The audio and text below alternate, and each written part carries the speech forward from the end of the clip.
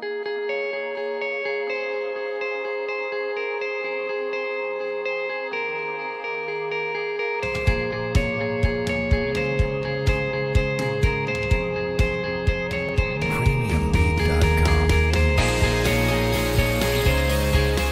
headline numbers are very impressive. The numbers of breweries in Europe has increased to almost 4,500. Together, we deliver total annual sales of around 110 billion euro and 51.5 billion euro in value added. We contribute 53 billion in tax to EU governments each year. Beer is also responsible for 2 million European jobs. We should create a low tax regime allowing brewers to brew. To give one example, and I draw the example from your report, President, the excise duty reduction of 50% in Denmark would create 1,300 jobs. I would say, from a public perspective, this is very good value for public money.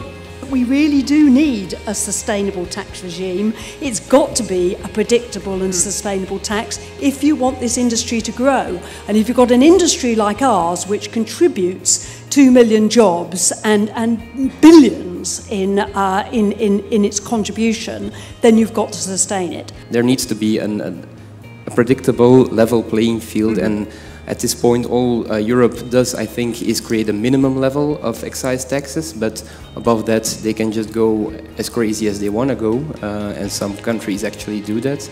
Continuing this discussion on taxation, I think the brewing industry is one of the dumping bags of governments.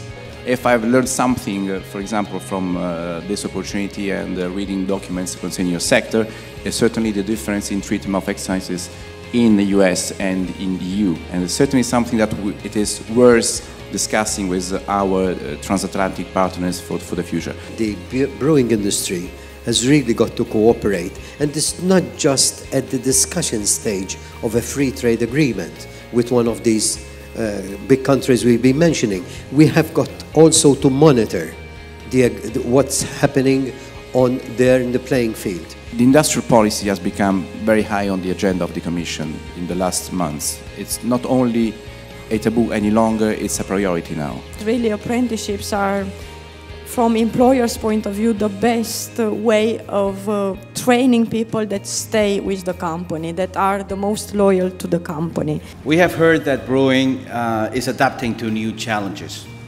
new realities, and that the sector has potential to grow. Given that brewing is so dependent on other sectors, and vice versa, this is a process that must continue, not at least because beer is responsible for 2 million jobs, and also because we have the possibility to help the economy grow and to end the misery of youth unemployment across Europe.